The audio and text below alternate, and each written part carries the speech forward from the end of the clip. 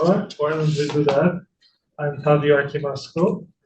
I'm the Medical College of Wisconsin. Welcome to our next iteration of our Implementation Science for Innovation and Discovery series.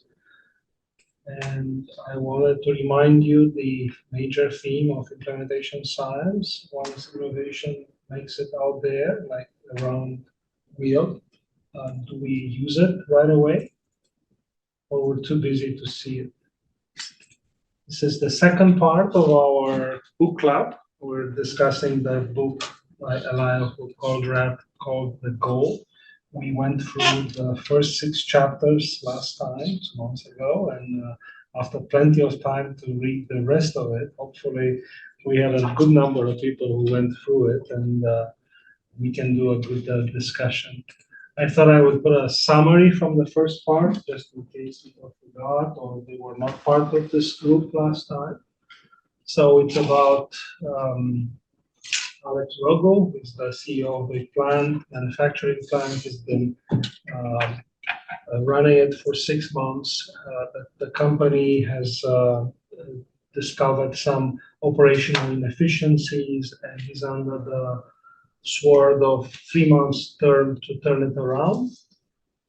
In that setting, he reached out to one of his outside mentors, Jonah, who is studying manufacturing organizations. In fact, I reworded it here because it says the science of management in manufacturing organization. I thought it was a little bit of a push there with the science of management, but we can come back to that if you want.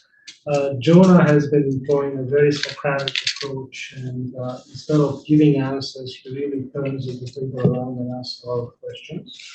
And Rogo and his team kind of have to look into it and see what are the actual answers. And I think this theme keeps going throughout the book.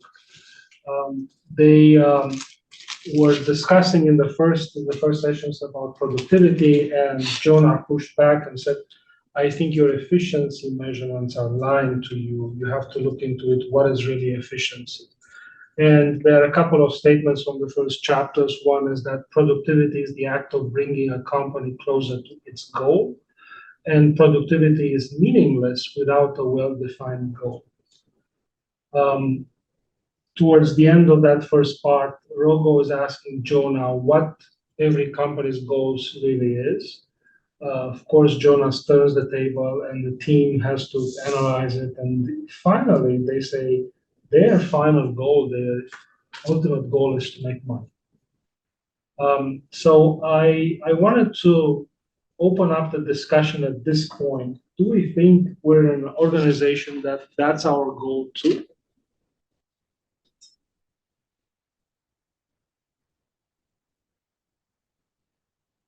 Maybe it's not to lose money instead of making money. No, it's actually a bigger question in terms of even how you think about what's being presented in the book and how you think about how you'd apply like theory of constraints or any of like the overarching ideas that are presented here to the research enterprise or to translational research or translational science. So part of what makes the book work is that everyone actually has an agreed upon metric. I mean, even in terms of the, whether it's defined as a goal or not, they're able to. It's just assumed that you have a true measure of the company's performance in terms of the money it's making or losing, and that's then provides some source of truth in which to actually do just observation of the system and how to change it. And I don't think if we're looking to apply to CTSI or the practice of translational research, there isn't a single metric that's agreed upon, which makes like practical application of some of the ideas harder or forces us to try and go back to deeper principles.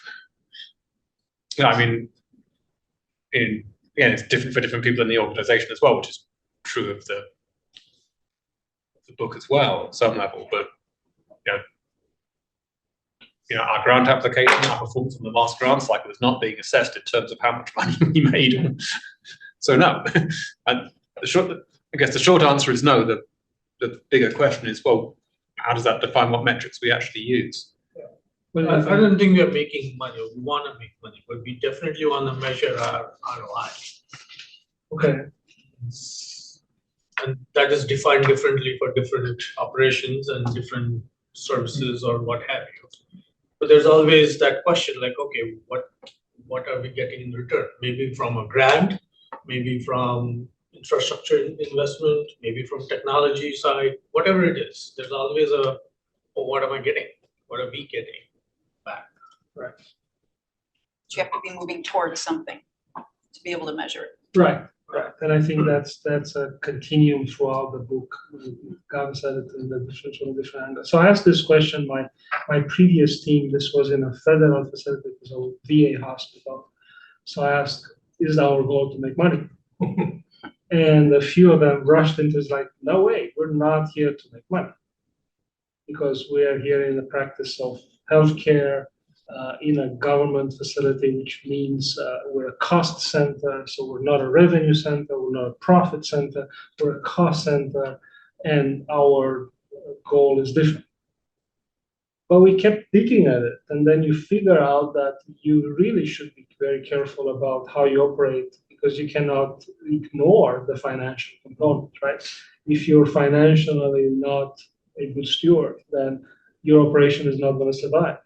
If we say we're in the practice of doing clinical research, but our research facility cannot get a pressure wash because we cannot afford it, is that sustainable? Right? So I think it's a matter of how you zoom in and zoom out on the issue. On one hand, if you ask the chief financial officer, he's going to tell you, even if it's a foundation, oh yeah, we're in to get some revenue for us to continue to function, right? If you're a healthcare hospital, yeah, you need to get revenue from the services you're providing to be able to survive. So my team went back and said, well, we're here really in the ultimate, in the business of achieving the ultimate goal, which is best clinical care. And then we kept digging at it and find out there are multiple subcomponents. How do you define best care? Achieving Where's the excellent. verb? Oh, What's that? where's the verb? Right. That's a noun. Gotta have a verb. Yeah, well, achieve excellence, right? So be excellent in clinical care, but how do you define that, right? So is it customer satisfaction from the patient side or the community member that receives our services? Is it from the point of view of us thinking we're providing the best outcomes, but the outcomes really should be of the patients? Is it about operations that have the marker of excellence, but then again, you have to benchmark it against other organizations? So if you go again back to the CFO will say, yeah, absolutely, we need to be able to, even if you're in a cost center, say, how did you spend the money? Why do you want more money? How that makes sense, right? It goes back to ROI and how do you expand that slice of the pot? But can we have multiple goals? If we say we cannot function as researchers by just saying, well, we're here to make money, can we have multiple goals? You always do, right? I don't know. I mean, various business components have their own sub-goals, if you will, but do you want an overarching goal? That's right. I think that's where the key is, right? As an organization, you will have probably multiple goals. But if you look at different units, then you don't want your clinicians to be worried about clinical revenue from research, right? You don't want your clinicians to be worried about how much they bring back from work RVUs, right? We want to provide the best care, and at each level, we have to have our own set of goals. And I think that goes a little bit towards the second part of the book, where we kind of align the chains from different plans into a bigger division. And of course, I didn't want to ignore that throughout the book. This is a novel. It goes through family life and how people who are too busy professionally, they may ignore their family life. So let's dig into it. I will go through a few slides, just kind of summarize, but feel free to interrupt me on one hand, and then feel free to stop me so to have more in-depth discussion on different concepts. So chapters 7 through 9, Alex Rogo reaches to Jonah. They talk about it. And Jonah agrees that the goal, the goal of the organization is to make money. And then it's a manufacturing company. But then how do you align your internal evaluations, measuring productivity to achieving the ultimate goal? And they come up with these 3 different components. And these are major elements of the theory of constraints. One is the throughput, which is the rate at which the system generates the money through the sales, any services, or you can generalize to other types of organizations. The inventory is all the money the system has invested in purchasing things that will ultimately lead to sales or revenue. And then the operational expense, which is all the money the system spends in order to turn inventory into throughput. I think a better term outside manufacturing instead of inventory is investment. So if the goal must be expressed in an equation of these 3 components, these 3 terms, then you want to increase the throughput while decreasing the inventory and operational expense. So the pushback that Alex got from from Jonah was, when you bought the robots, did that accomplish higher productivity? Did that lead to accomplishing the goal? And he looks into it and finds that sales from the plant's products were either flat or declining since they brought in the robots.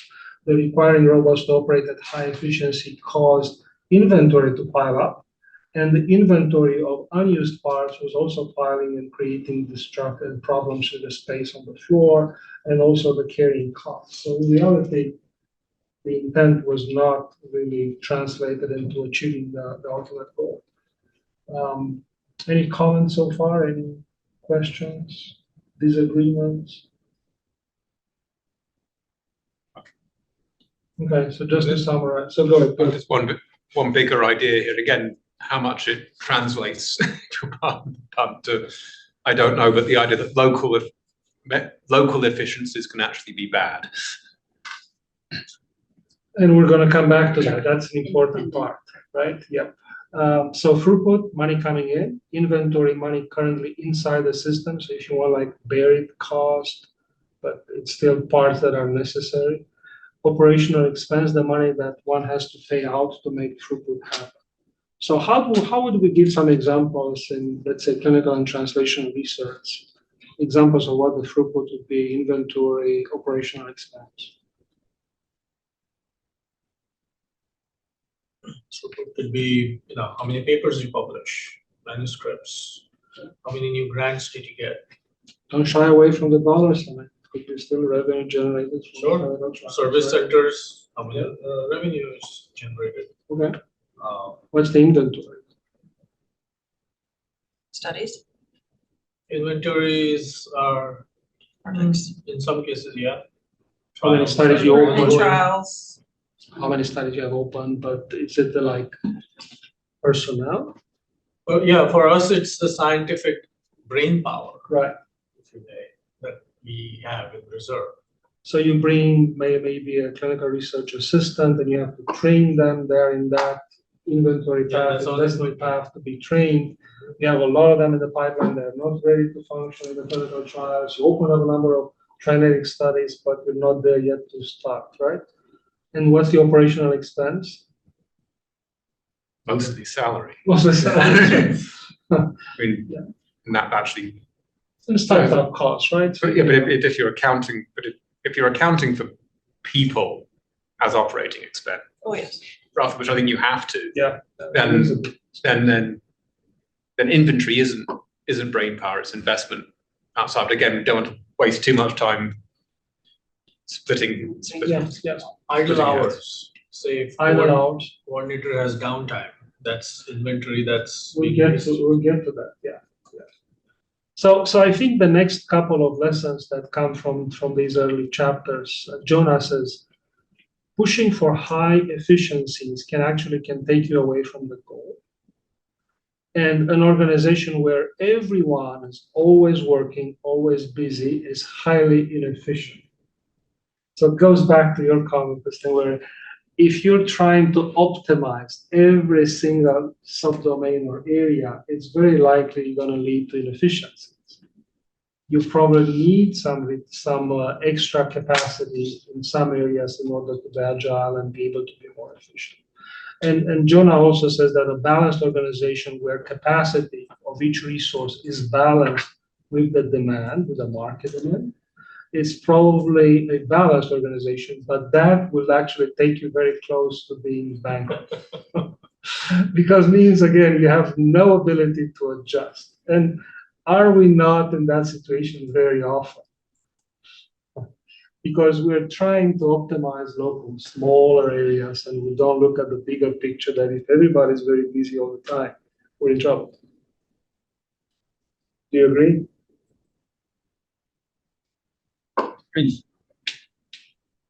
Bigger conversation to be had, but yes, yes. I mean that.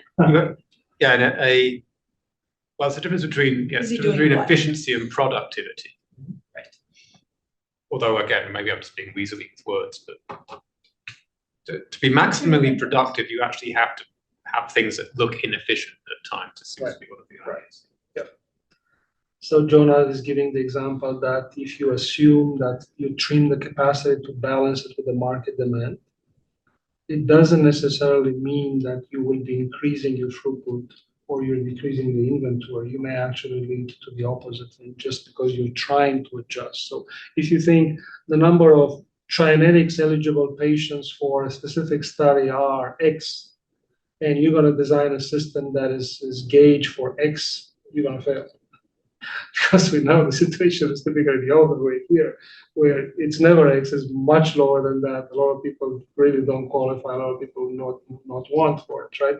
And then you build in the system that will have too much capacity. And of course, they come up with some statistical fluctuations and dependent events theories that can flow very nicely because these are linear processes. So I think this is chapter 13 is the important part where it introduces the concept of the linear process. And Alex Rogo and his son, they go and spend together the weekend on a trail hike with the Boy Scouts troop.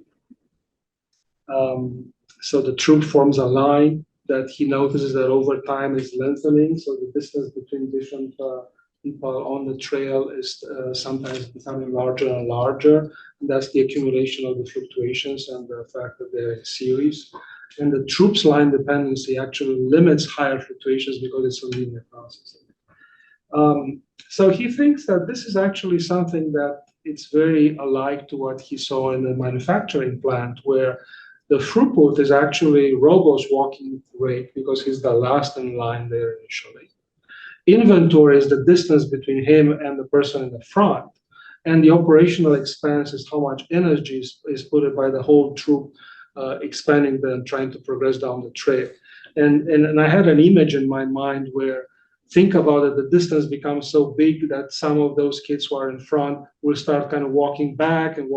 So spending more energy just trying to wait for the rest to arrive there, right? So during lunch, he actually has another model. I didn't like this model that much of bowls and matches where he has rolling dices. And he says, well, the rolling dices will move matches from one bowl to another one. And again, it's a linear process. And he says the throughput is the speed matches come out of the last bowl. Bowls are the different stages of production. The inventory is the total number of matches that are in all the bowls at any given time. And then he kind of goes through the operational expense concept that you'll have more problems at the end and less problems initially, but bowls near the outputs become swamped with inventory. So I think that the breakthrough comes after lunch, the hike resumes. And the kids line up with the fastest kid first. So now he created an order. So let's see who's the fastest. Let's put those in front. And sorry for the name. Nowadays is not politically correct anymore. Fat Herbie is in front of Rogo. He's the slowest kid. And Herbie is really constraining Rogo. Rogo is behind. He can probably go faster, but he cannot because Herbie is in front of him. So what he does, he stops the troop and says, I'm just going to flip it around and ask Herbie to be in front. So what do you think happens? Everybody's slow. Everybody's just, kind of shouting, Herbie, go faster. And then he realizes that Herbie is, how conveniently, slowed down by a heavy bag. And they distribute the load of his backpack, and now he is able to go faster. And now all of a sudden the throughput, which is the rate of the last person in the line, gets better, right? And again, family issues, his wife. So Robo goes back, and I think this is an important thing throughout the book that is kind of emphasizing the importance of the team. He has a great team. You may have seen the dynamics. They are very safe place. They have no problem to contradict each other, to disagree with their boss, to say this isn't bogus, come with a better solution. So they discuss these operational issues, which I think is extremely important lesson for leadership. And they formulate a plan for making the 100 sub-assemblies that his boss requests to be done by the end of the day. And they said, well, we have these robots, so let's create a system. And Robo is a little bit reluctant at first. By reading the theory of dependent events and the theory of statistical fluctuations, there's something that's going to just break it. We're under too high of a pressure. This is not going to happen. It's probably going to go wrong. And indeed it goes wrong because the setup crew had no idea how important this was, and they could take their time to just set up the machine. They came late, the robot was not efficient the entire time, so they did not manage to do that, to accomplish that specific local goal, if you want. So then again, the discussion goes about bottlenecks and how, the ideas from the hiking trip where the slowest kid is a bottleneck. It's the same in the manufacturing, and Jonah helps Robo to kind of define that bottlenecks are the resources whose capacity is less than or equal to the demand placed on it, while the non-bottlenecks are the resources whose capacity is greater than the demand placed on it. Again, I think the key is what demand you put on it, right? Because you may have much higher capacity, but if this is your goal to accomplish 60% of maximum capacity, that's fine. If you cannot accomplish more, then it becomes a problem. Jonah insists that they do not balance capacity with demand, and I think that's another important concept in the book, but try to match the flow of product with demand. In other words, going back to our Trinetics example, right? If we think we can enroll 12 patients with that specific condition, do we care that there are 26 patients eligible out there? Or we create a system where we can funnel through those specific number of patients that we can actually do in our clinic space with our clinical research staff, investigator time, and so forth. What else? Now, so they talk about the NCX10, which we discussed in the first chapters too. This is a special machine, expensive. It replaced other 3 machines, so very high emphasis, high cost bottleneck area where they could not keep up with the pace. Inventory is piling up more proximally to that. And so then truly NCX10 is not the bottleneck. It's actually more efficient than the rest of the assembly line. True, which creates inventory piling up. Right. It's just like next step immediately downstream from it, it cannot be accommodated at the same Right. pace, right? Good point.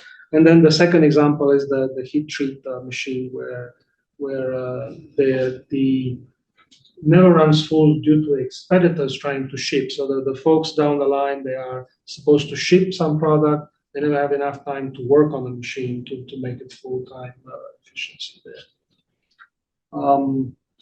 So I thought I would include this statement because sometimes they well, you just buy additional machines, right? Well, oftentimes you don't have additional resources to solve that bottleneck by getting another NCX, and the solution is what? So Jonah says, well, you may have additional capacity that you're not using. The machines you replaced, the NCX replaced additional machine. Why don't you bring them back? Well, it's going to take us some setup. I won't use it because it's already there. You have it already, right? So that was one idea. He thought, should we rehire people that we just booted because we couldn't afford and we were in trouble?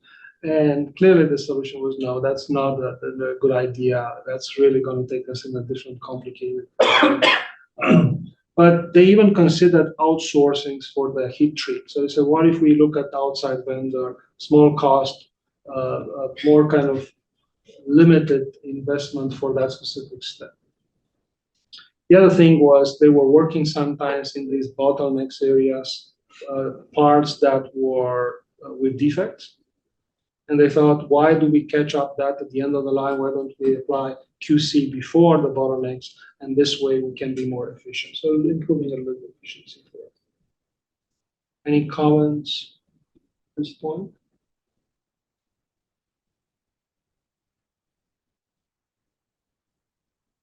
Your summaries are too thorough. They're too You covered it thorough. all. Yeah, I don't want to steer away from your presentations. Just rushing through the chapters here. So chapters 20 to 23. So this is a little bit of a, it becomes worthier and worthier over time because I'm getting more and more tired doing my summary. So more things kind of end up on the slide. But a few things. One is the accountant in the leadership team discussion realizes that about only 80% of the parts of the product flows go through the bottlenecks, meaning that there's 20% that goes in a parallel fashion, and that could give you opportunity to bypass the bottlenecks or increase that additional capacity. However, 90% of the late orders actually flow through the bottleneck, which is probably not surprising. So NCX 10, right? So not all parts are available for missing parts for the NCX. They work out a system to prevent future issues with missing parts.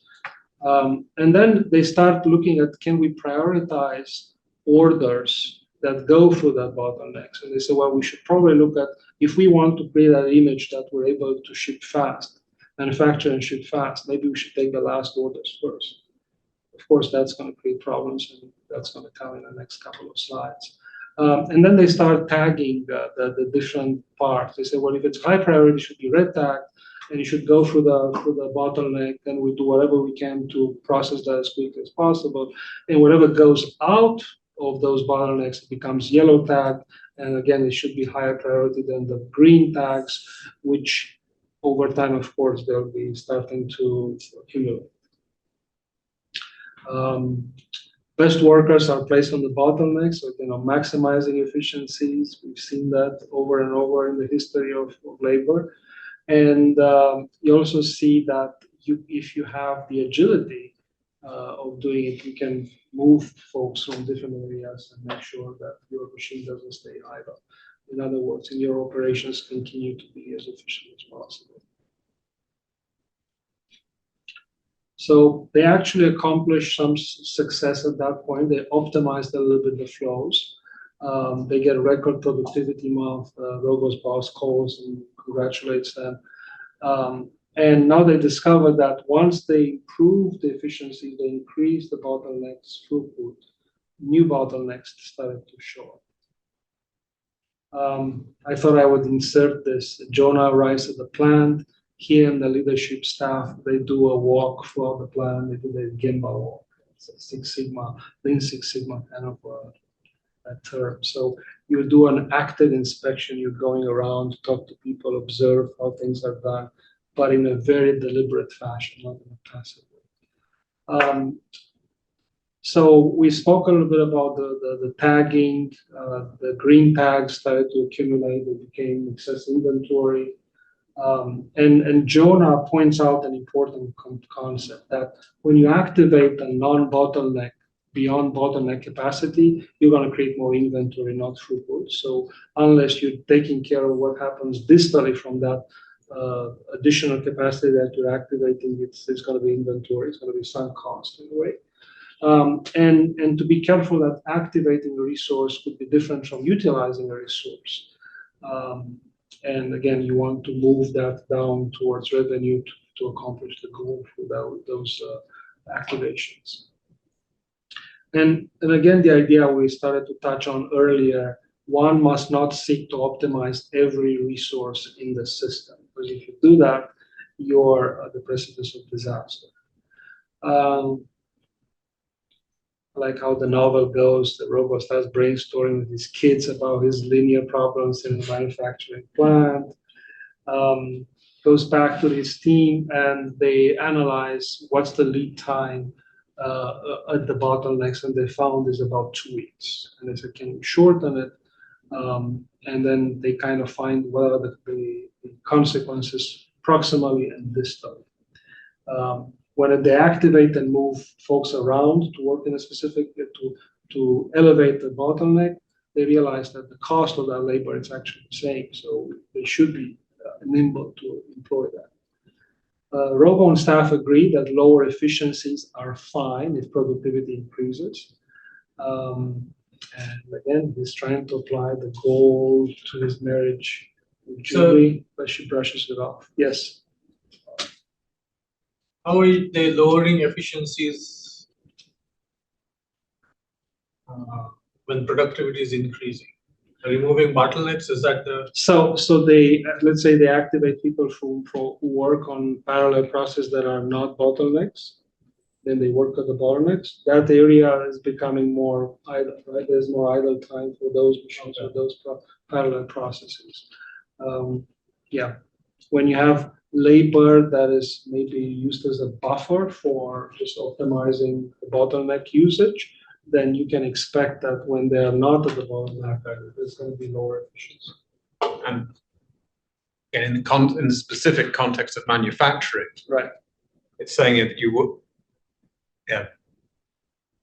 you actually damage your overall throughput by having every worker working maximum, because they're not all contribute, because of the distribution of bottlenecks versus non-bottlenecks. And again, how much this actually analogizes to a more abstract process of knowledge or treatment or process, it's hard to know.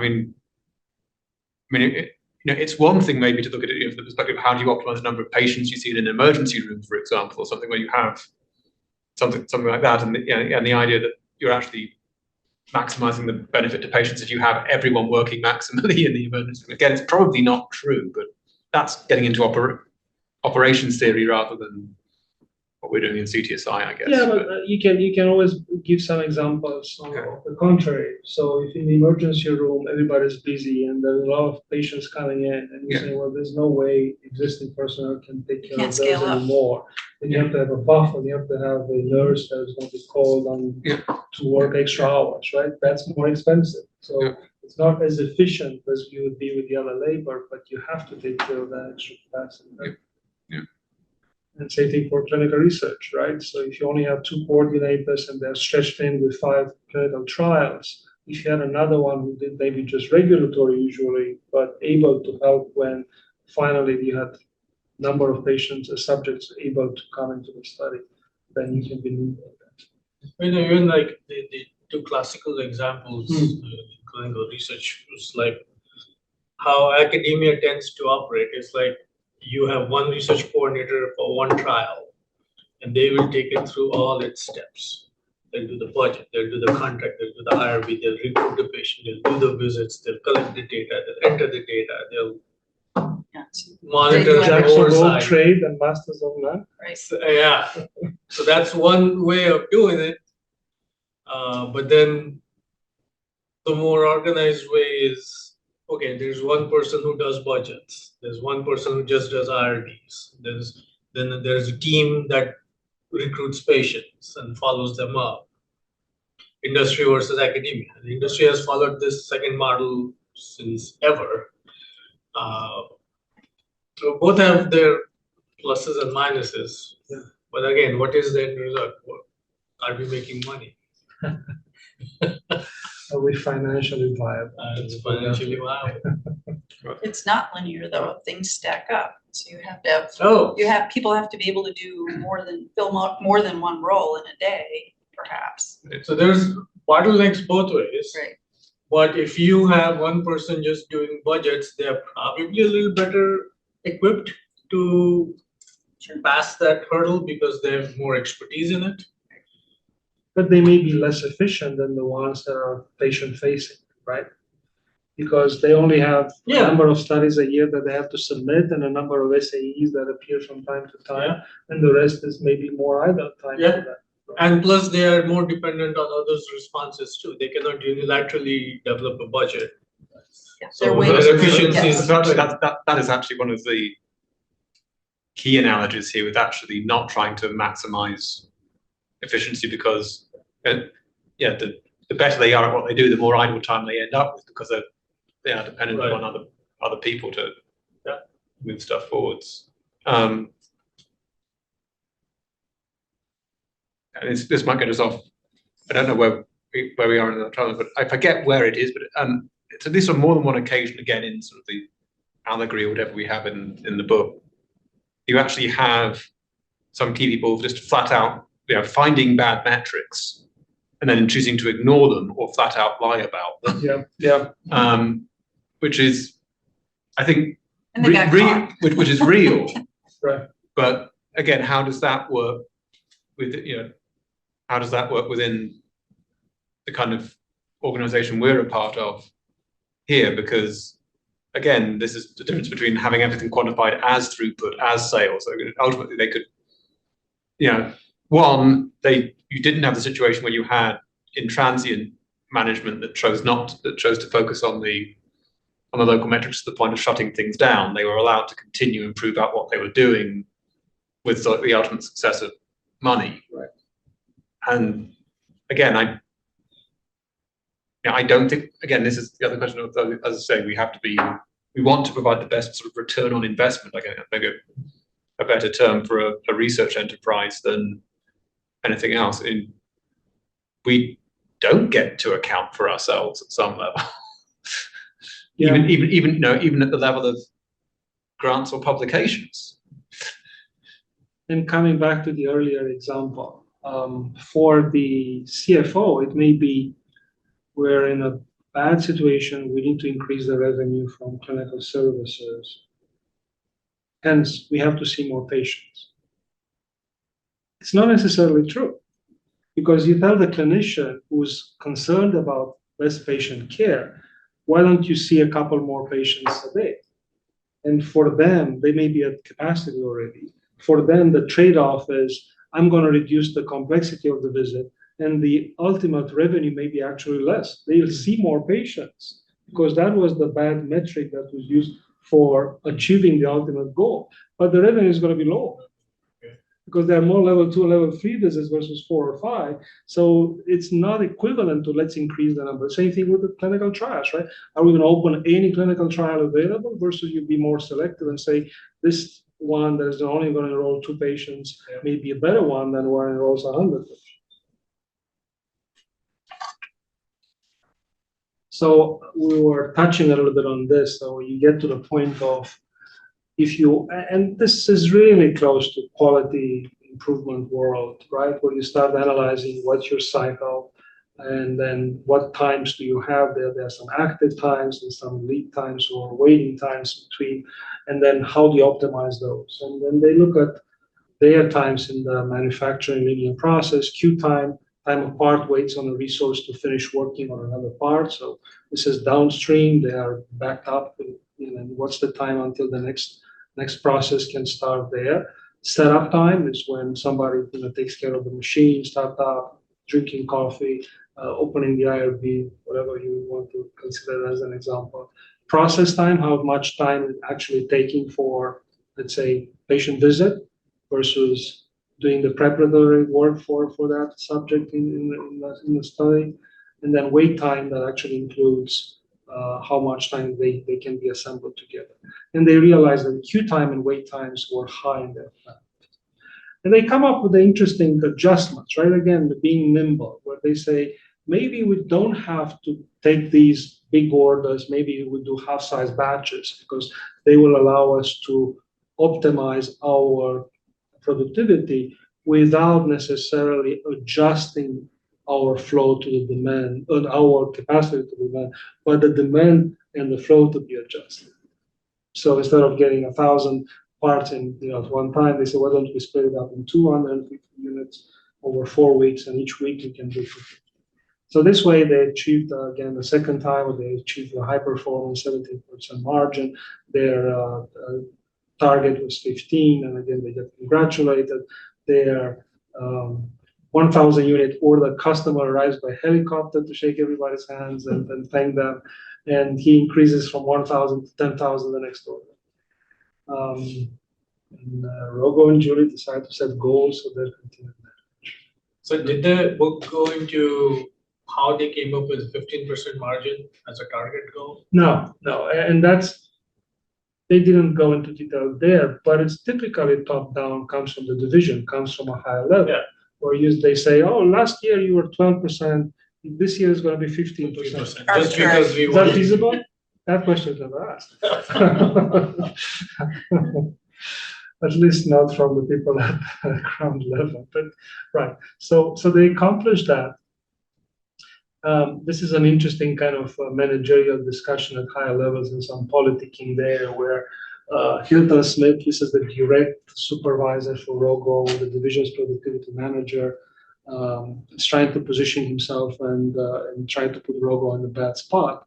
And they have a discussion. They really cannot, find common ground. Rogo explains to him three different concepts. One, that the accounting rules that they've been using and the inertia that everybody's using in the accounting world translate into how they structure their work, and hence the flow is not necessarily optimized. The second one is that the level of utilization of a worker should consider dependencies, proximally and distally, and the activation and utilization of resources are not the same. That discussion did not go well. He wouldn't understand or agree with, because his main point was, if you're using more people and you're increasing inefficiencies in other areas, that means your cost per product unit goes up, which means invariably your profit is going to go down. Not necessarily, right? Because there's a growth curve there. And then he goes to discuss with the division manager, who listens to him, brings back Hilton Smith, have a high-level discussion, and Bill Peach understands and agrees, and then he tells, oh, by the way, I was going to promote you, congratulations. So he becomes the new division director about the plant. So I think this is an important part, which he's calling that point Jonah. I said, what am I going to do? Tell me what's the secret of how I'm going to succeed as the division director. And Jonah says, well, you have to be a little bit more specific with your question. It's not in these words, but this is the essence, that in order to succeed, the question has to be a little bit more granular. Now, I think this is an interesting kind of level of discussion, where Lou is the guy who is promoting to become his successor there in the plant, discovers an interesting artifact. He says, well, if you look at balance sheets, inventory is a part of the left side of the equation. It's an asset. But in reality, if you're not selling it, it's a liability. It's sunk cost. You're putting money into it. It accumulates there. No price stays on the floor. That's really not. So if you moved it from the left side of the equation to the right side, all of a sudden the profit margin would be actually much higher. And we should be reporting to the division that high profit margin. And of course, who's going to start being that flexible with accounting rules? But I think the concept is pretty well understood. So I think this is an important slide. They come up together as a team with the following steps to accomplish the goal. One, identify the system's bottleneck. Could be one, could be multiple. Decide how to exploit the bottleneck, meaning that you're trying to optimize or elevate it.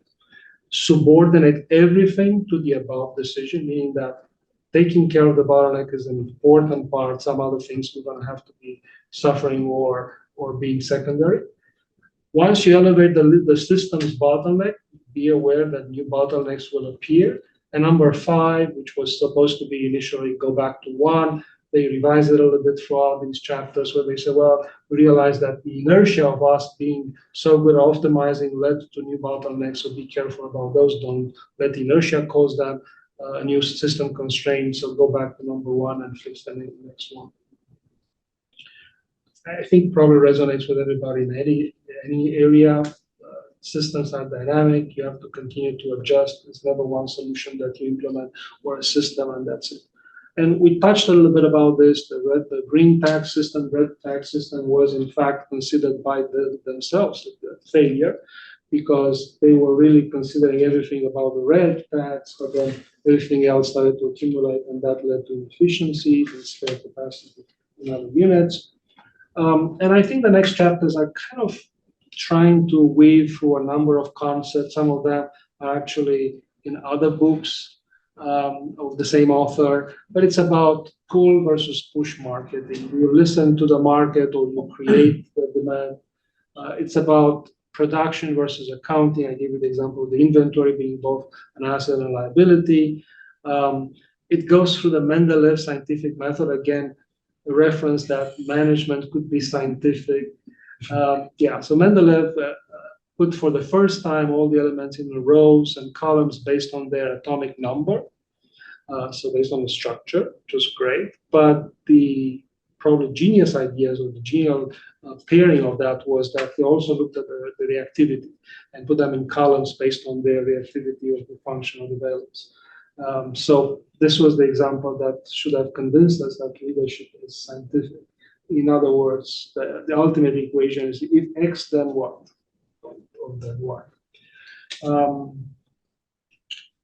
I put that extra line there because I think it's an important part. Mentorship does not have to be from the outside. It does not have to be from your own field. He goes to a physicist. It just takes somebody to be able to look objectively. But a lot of the problems are solved by the local leadership team. So a group of people, of peers that respect each other, that have different competencies, that can work together, finding the problems and the solutions. So now Rogo moves to the division. And of course, it's not enough to ask, what's going to be my fundamental problem? How do I solve it? Jonas says you have to be a little bit more specific. And when he starts dissecting the problem, he finds the entire organization is in shambles. They all have big problems. Not everybody has the same problem. So we thought it's just going to scale up what they developed in the plan and use the same rubric and it's going to be fine. And one of the lessons that the same rubric does not apply in the same way in all divisions and units. Any organization, as complex it may be, can be decomposed in a finite number, few independent chains. And I think that comes back to your comment. It may not be as easy as a linear process. But at times, you can decompose it in multiple linear processes, even if they're in parallel or intersecting. And if you keep the eyes on all those balls, I guess, I think you can probably manage it. They discovered, and I think that's again another leeway to another book of his, that the real bottlenecks were not the machines. Because how do you decide to exploit them is a matter of policy, it's a matter of procedure, it's what's your priority, how do you manage the systems? And they come up with these ideas. I'll bring it back into another slide, a couple of slides down the road. The question he asked Jonas, what's the essential issue of the division? The essential issue is not the core problem, but refining the thinking processes. And again, that's another book, Thinking Processes. So I will summarize some of these concepts in the next few slides, but go ahead, please. One thing that came to my mind from the last slide was when we submitted our last grant. That's when NCATS first introduced the clinical trial metrics. Okay. And they gave us a set of very specific metrics. And that took away from the traditional, time for IRB approval. Yes, it was included. But in addition to time to IRB approval was time for first patient enrollment, which is a far more meaningful metric. So it moves from process to outcomes? To outcomes. Which is a fallacy a lot in quality, right? In Yes. quality world, people tend to focus a lot on processes, but then if you don't really link it to the outcomes, who cares, right? Right. And then even within the IRB, and so then that I think that got the IRB thinking, and now they are collecting metrics on time for PIs to respond to IRB requests. So that within the machine, now they're breaking that down into further, where are the bottlenecks? Right. And how to identify them, and then how to address them. Elevate them. Elevate them. Elevate them. Yeah, and then there was a whole set of other metrics that we put in, and we had to run reports on our system database and report them, and they were not pretty. And I assume majority of the applications that went in was kind of the same. But it did change or force a change in the way we thought and the process, and to reimagine how to do better rather than the usual stuff where we'll do it faster. Right. Like, that doesn't mean anything. If you have IRB approval, but your quick approval is still lagging behind, your first patient still isn't going to be enrolled any faster. So if IRB is your Herbie in the example, then what's going to happen behind? What's your throughput? Yes. Yeah, and you can conceptualize this as one single process, or you can break it down in different linear chain. Right? What takes you from the moment when Trinetics tells you, hey, there's this study, all the way to getting to the IRB, and then from the IRB to enroll the first patient, and then enroll multiple patients, and then when you kind of transition to the next study, how to use your resources. Good. So the theory of constraints, that was kind of the underlying of this book. Constraints are anything that prevents an organization from making progress towards its goal. In manufacturing processes, constraints are often called bottlenecks. Interestingly, constraints can take many forms other than equipment. And I think this is an important differentiation after the book, where it could be physical, which is equipment, policy, paradigm, market. So policy, we kind of understand. Market, we rarely consider that necessarily in our internal processes. Paradigm, it's defined as deeply ingrained beliefs or habits.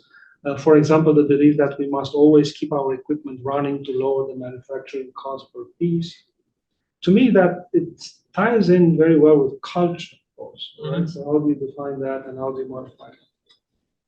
Any comments about it?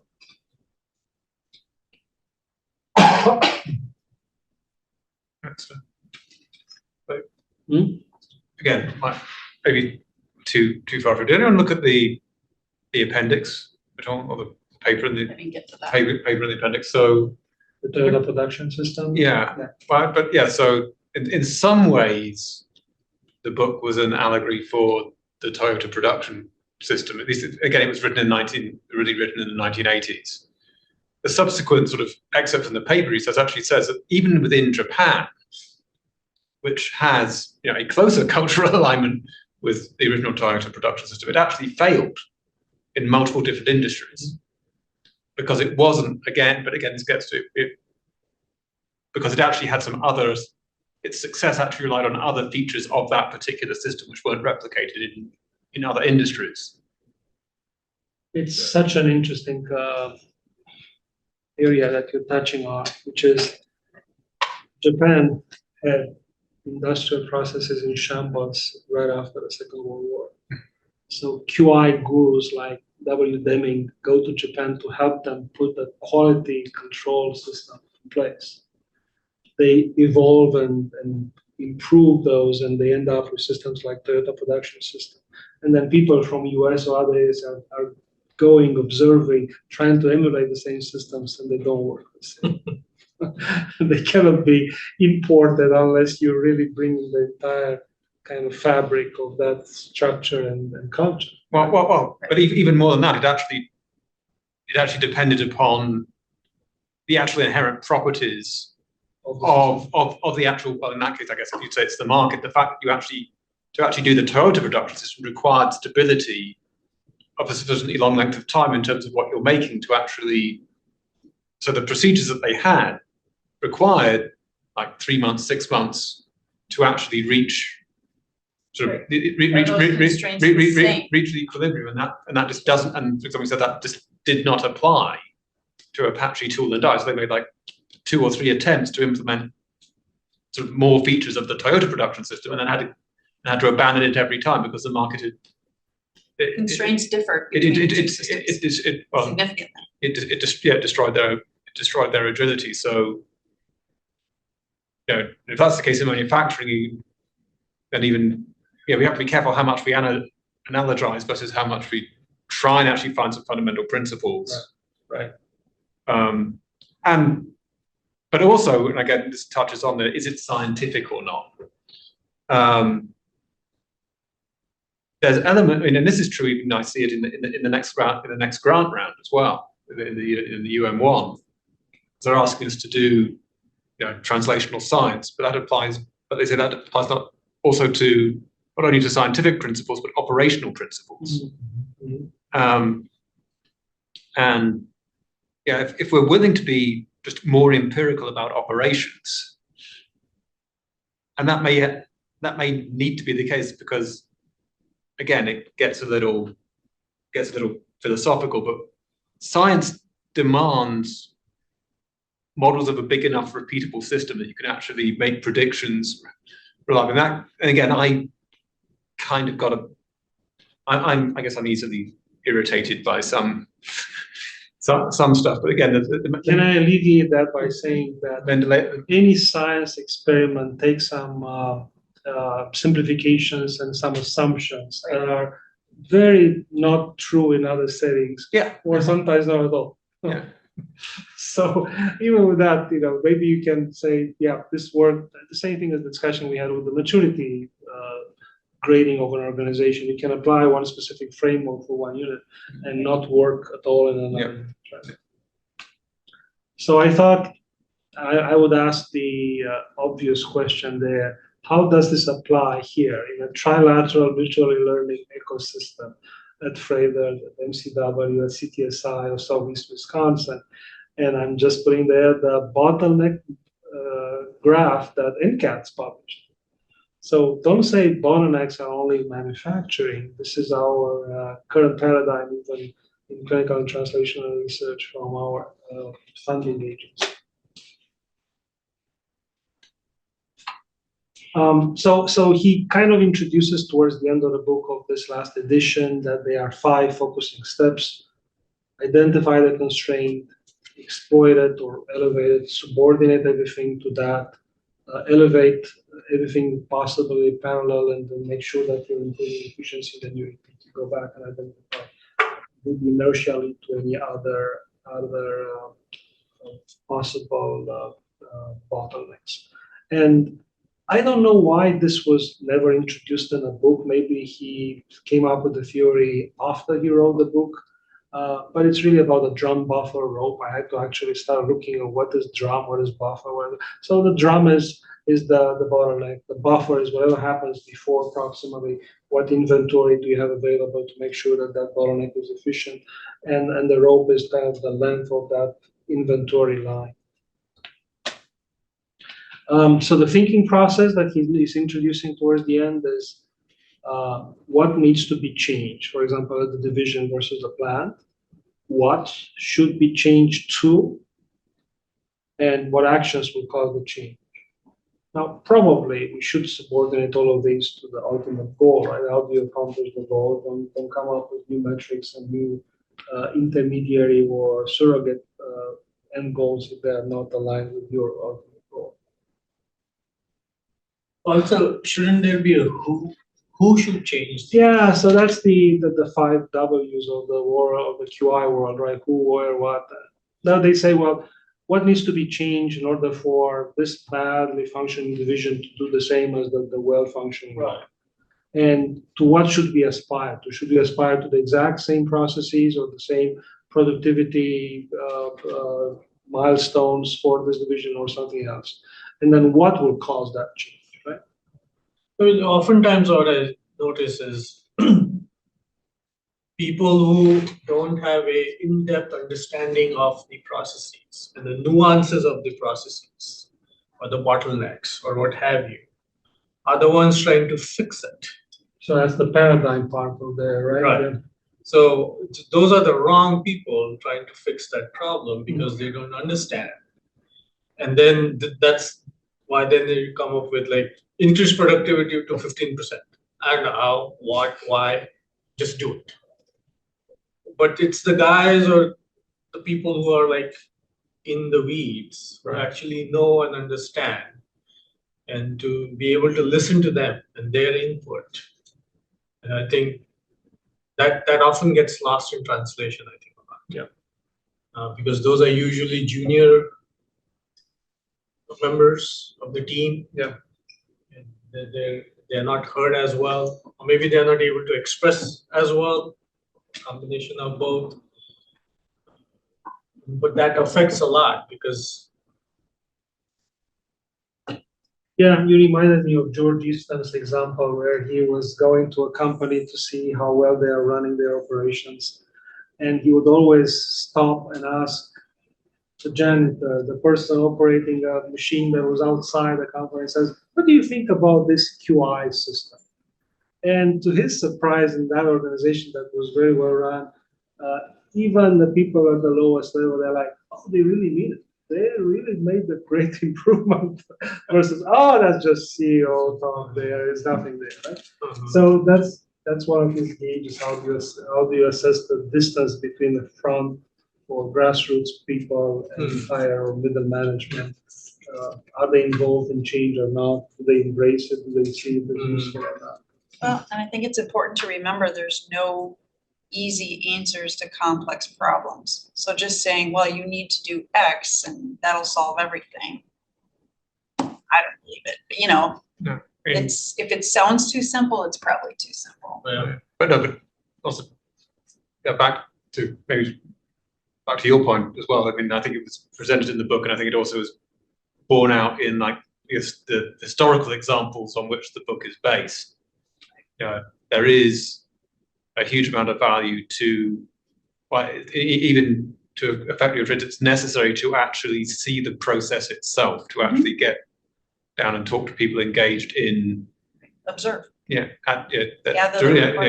the context of manufacturing, the direct observation of the shop floor. It wasn't just looking at the numbers. Right. Again, what the shop floor is for CTSI and its processes, or the research enterprises, again, it's a more abstract thing. We're not moving physical bits of stuff and shipping boxes at the end of the day for a defined amount of money.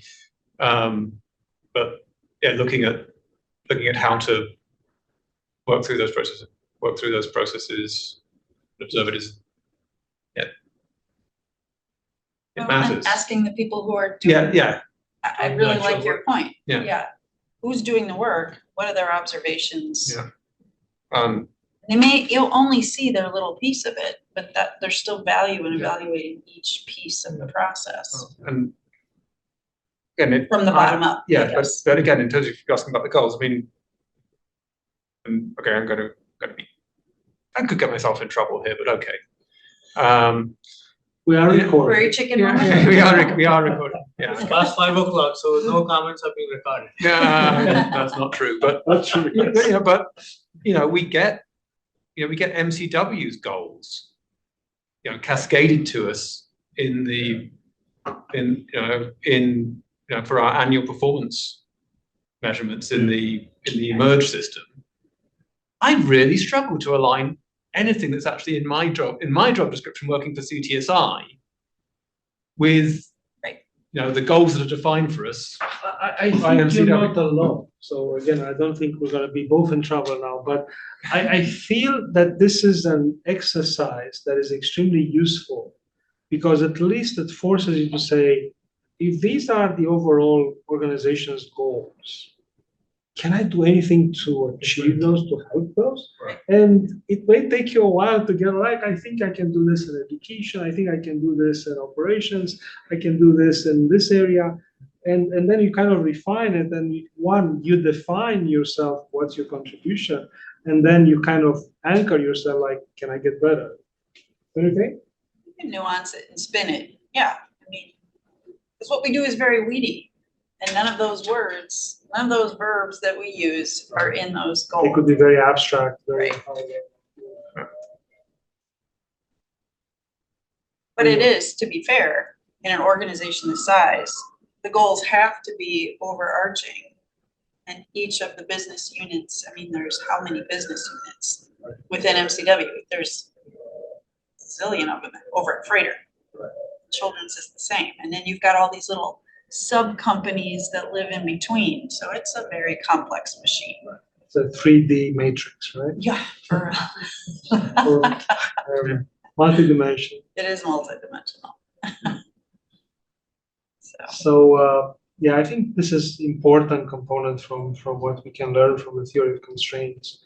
If you can divide it up between throughput, investment, and operating expense, you'll see that it can be applied in a lot of activities, right? So the net profit is throughput minus operating expenses. So if your throughput is number of publications, what's your operating expense? Again, how many investigators got how many hours of protected time to do research? I don't know. Return on investment, that's the net profit divided by investment. Productivity is your throughput divided by operating expenses. And that's the return on investment, the last one, the investment turns, right? The throughput divided by investment. So if you have a large inventory, large investment there, then your throughput may not be able to get up there where you want it to be. I thought I would get towards the end with this because no matter what framework you take for improving or optimizing processes and making better leadership decisions, they are so similar and there are so many intersecting points, right? So you have on the outside different elements of Lean Six Sigma. So think about identifying a specific bottleneck. Gemba walk can help you. We talked about value stream mapping. You look at different components of the activities and which ones add value and which ones are not. You look even from the customer point of view. If your patient, your study participant tells you, oh, I waited for 6 months to get into this study, and then I had to wait for 8 hours in the waiting room before the actual visit happened. You know, that's part of their journey, right? And you know, what's value adding and what's not. Once you identify the bottleneck, you have to exploit it and then look at the quality world, how many frameworks they have from 5S to Visual Factory, and on is like the visualization of boards, looking at what's out there going in kind of a color fashion or not color fashion tag. Standardized work Kaizen, right? So that's kind of key to the Lean Six Sigma, small groups of small improvement projects and try to then to scale them up if possible. Kanban and line control, which are more about how you optimize product management across the line. So you subordinate your other areas towards the bottleneck or the constraint. How do you elevate everything? So a lot of concepts from Okayoki observing defects in Lean Six Sigma to Jidoka, which is interestingly, you probably know it. Automation, but with human touch, how that may be better than just pure automation. We're not going to get to that. And then continuous improvement for going back, and this is a cyclical process. It's not very linear. In the end, you have to kind of circle back. Any comments there?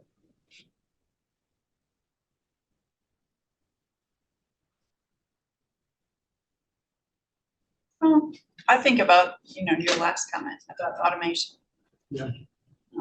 The data warehouse is supposed to be more efficient because there's a tool doing the work, but there's still a human element. So maybe we're oversimplifying it to say that, building and developing all these systems will make research more efficient, but there's still knowledge. The human still has to have knowledge, and there's a learning curve, and so it's never as simple. I feel like now I'm rethinking, are we setting up a bait and switch? Are we doing the wrong kind of marketing of a service, of a tool? I think I heard the other day an interview with the CEO of ARM. So they're doing semiconductors, chips that are very powerful in the world of AI. And he was talking against unsupervised AI, not unsupervised, AI that is not regulated by human mind. If you cannot say, this is wrong, let's change this, Right. then you're in big trouble, right? So that's the Jidoka, automation with human touch. I thought it was interesting. Goldratt's daughter, Efrat Goldratt, gave an interesting quote there. I smile and start to count my fingers. People are good, 2, every conflict can be removed or resolved. Every situation, no matter how complex it initially looks, is essentially simple. Doesn't mean it has simple solutions. Right? Sure. Every situation can be substantially improved, even if the sky is not the limit. Every person can reach a full life. 6, there is always a win-win solution. And shall I continue to count? This is my last slide. So final questions, comments. I haven't seen them, I apologize. Too many comments from the online folks. So let's see if there's anything in the chat. Always a win-win solution. There can always be a win-win solution. Depends if you're willing to compromise. I'm afraid what example you're going to give.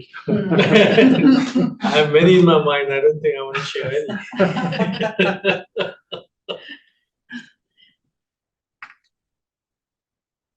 You can strive for a win-win. Actually, in terms of the complex and simple, this is actually, the idea is actually more from software development than systems. And some of it's playing with words. It's a different way of looking at things too. But simple is not the same thing as easy. But it becomes a lazy shorthand to use them synonymously as if they're not. But in fact, the correct opposite of it's simple and complex, but complex actually in its original meaning means woven together versus separating it out. So combed hair is simple. Braided hair is complex. Doesn't mean there's less hair. And it doesn't mean it's but it's easier to reason about and it's easier to affect change in more simple systems. But some of it comes from separating things out. So is this an artifact of our own heuristics where it's easier to address a problem that is complex by just looking at one segment and say, this segment is simple, let's fix this, and everything else. Again, in the software world, it partly comes down to not thinking about or prioritizing easy startup versus actually getting full analysis of the problem or full throughput.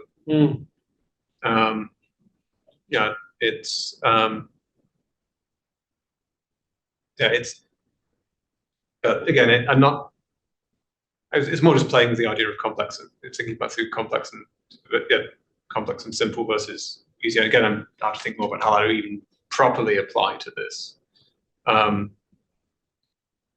I still wrestle with the idea of management science or translational science versus whilst agreeing that I absolutely see the value of sort of operations improvements. I see a great deal of value in systems analysis of what we're doing. I don't think and if that is what we actually mean by translational science, then that's valuable if we would not. But again, his point about inertia is also very true. I mean, I certainly, again, analysis paralysis is definitely a thing, or just feeling the thing is too big to be worth making any change. But yeah,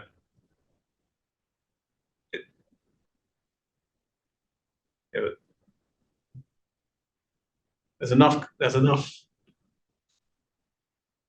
so many human elements in this enterprise. It's hard to generalize or reliably predict things. But some of the things that we do are very mechanistic. Yeah. So say, for example, if our throughput was recruiting patients into a trial, that's a very mechanistic thing. Yep. You just have to troubleshoot where you find them, how to approach them, what tools you need, what resources you need to put around it, where do you get them in, how do you keep the follow-up. That's much more mechanistic. So your last slide where you're like, you can break down the complex problems, it comes down to very simple things. Right. things like that completely apply to this kind of a model. Mhm. Within the larger chain or their smaller chains. Yes, That can be optimized. right. Without affecting the throughput overall. But Or then if improving the you talk throughput. about paradigm shifts, that's far more complex because then that deals with more people and culture. Change management. Yeah. Those problems are a little abstract well, you could probably identify them. Solving them is a little more abstract. It's not so mechanistic.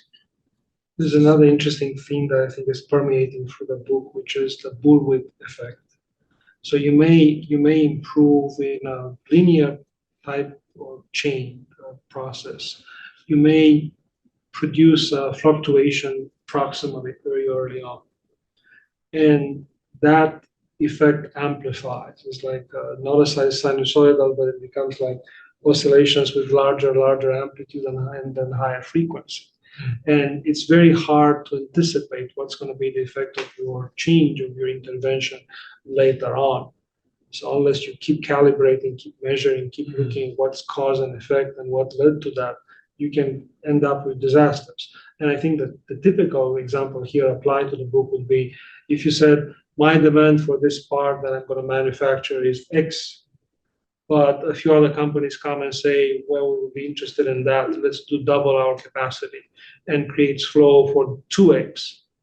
All of a sudden, you're in big trouble because you may not have 2X right away, and then your inventory is going to pile up, and then you're going to have enough inventory for 4X, but you're not going to find the marketing demand that is that high, and then you're going to try to produce it, and when you have big enough, then you don't have enough capacity.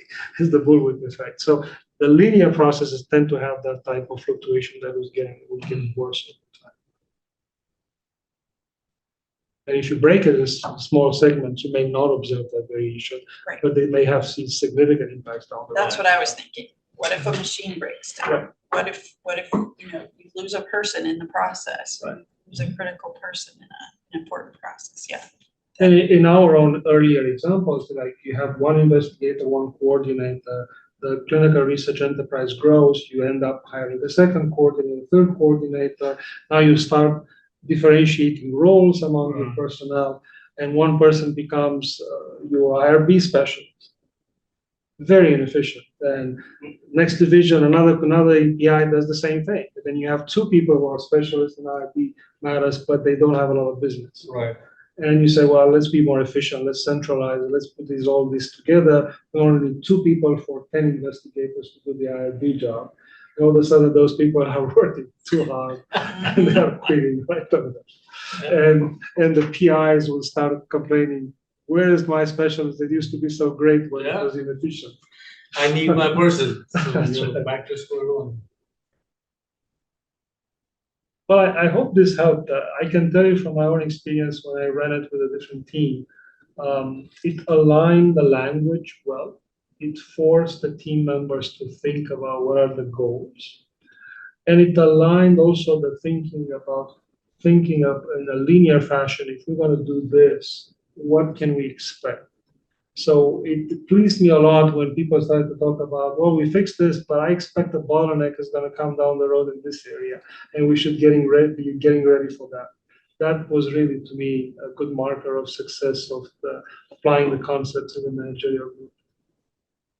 Hopefully, it will help you too. And if it did not, you always have an evaluation that you can fill and provide us feedback. So thank you, everybody. I think it was helpful, and I will still read the book. Good. Thank you. I'm halfway done.